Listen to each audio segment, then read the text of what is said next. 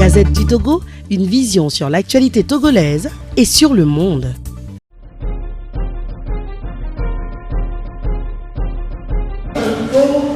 A été pour nous tous, le continent africain, comme un phare que nous aussi, nous pouvons faire.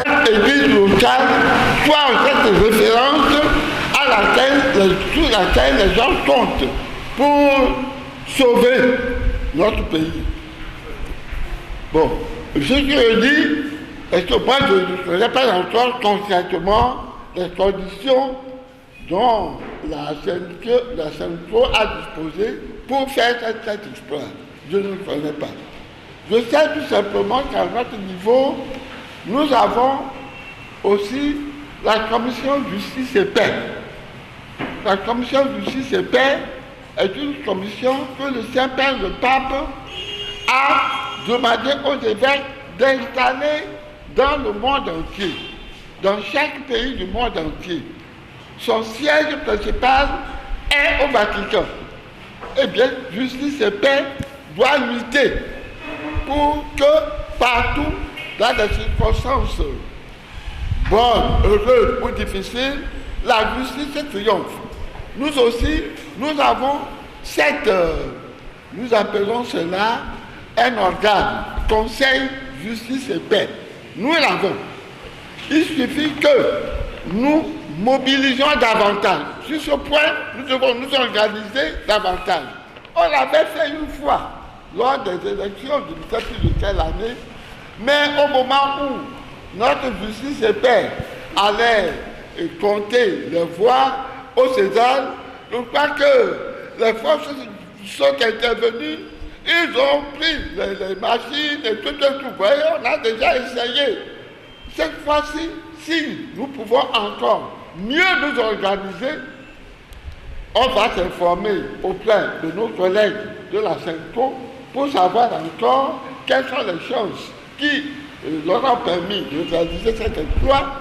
Eh bien, si dans notre pays, tous les 7 diocèses ont des membres de justice et paix, nous avons ces membres dans toutes nos paroisses. On peut avoir le nombre suffisant, assez intéressant, que l'Église peut envoyer, déployer pour être dans les bureaux de vote et tout, avec les autres, et leur présence empêchera beaucoup de choses, beaucoup de trucs enfin, que vous connaissez.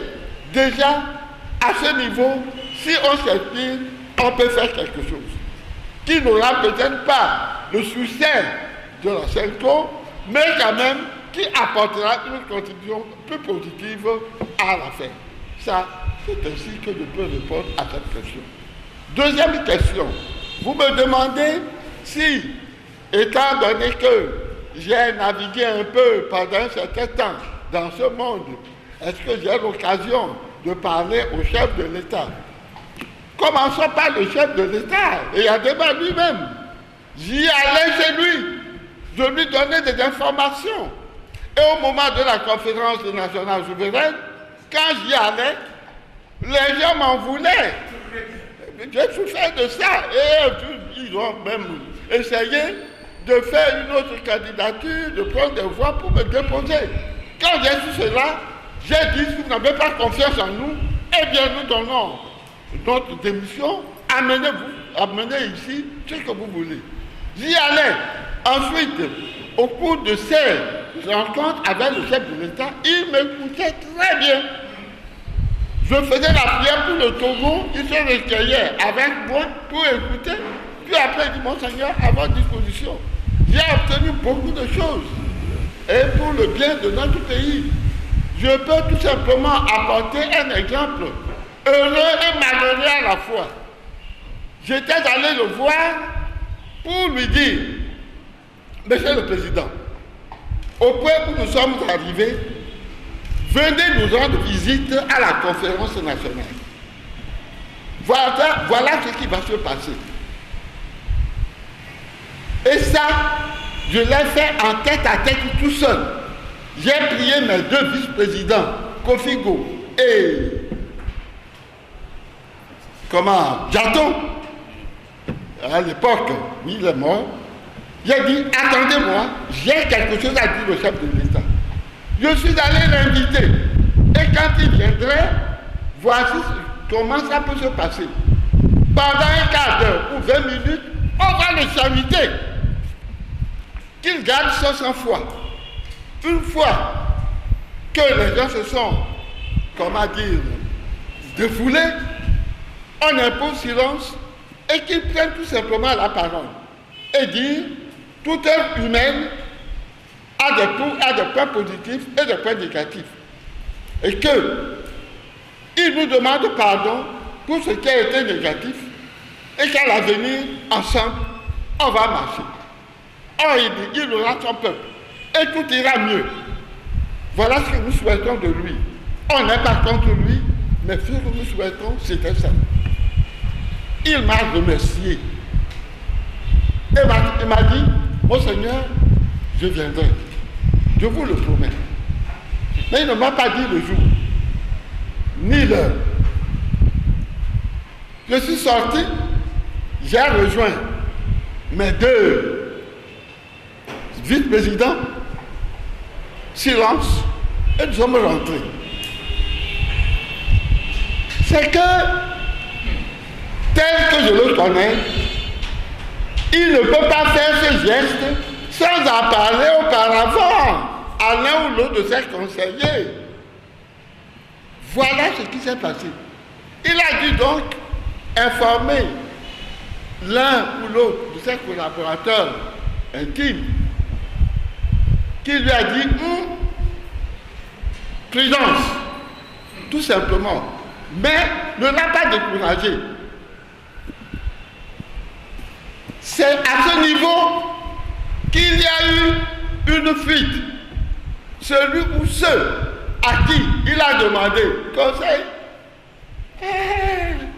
n'ont pas su garder le silence comme moi je l'ai fait vis-à-vis même de mes vice-présidents.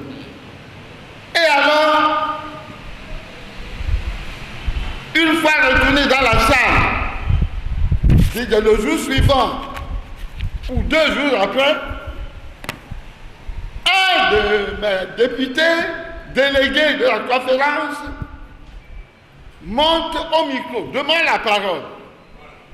Moi, demande la parole, vous savez, c'était pour moi la bête noire de toute la conférence, des pancartes, et qui comme ceci. Bon, j'ai donné par hasard la parole à un de ceux qui ont demandé à parler.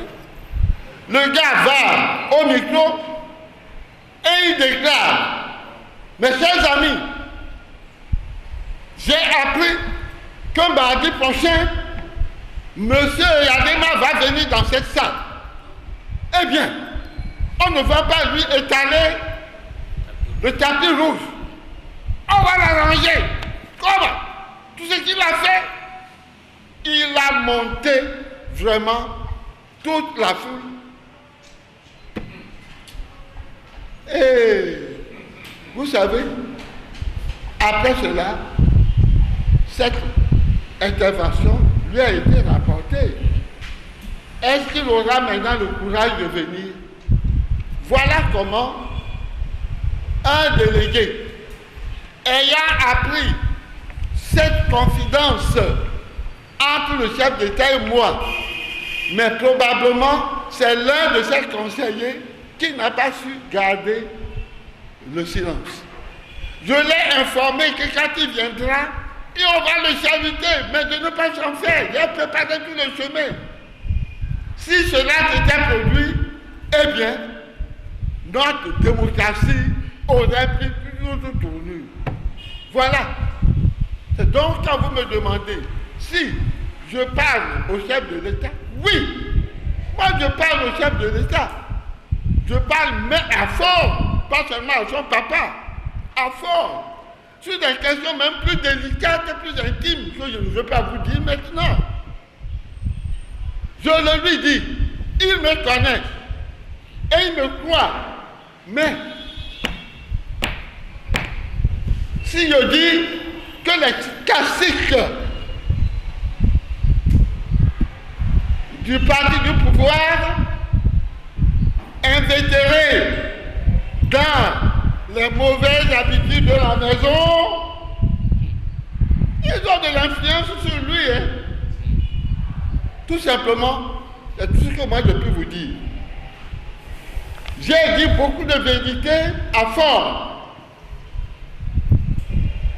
Bon, je ne fais que porter au grand jour maintenant ce que je peux livrer. Car je vois que ça c'est plus grave. Il faut que toute l'opinion sache le danger qu'il y a et que au moins on a la conscience d'homme de Dieu pour informer notre chef d'État. Voilà. Je ne peux pas dire davantage.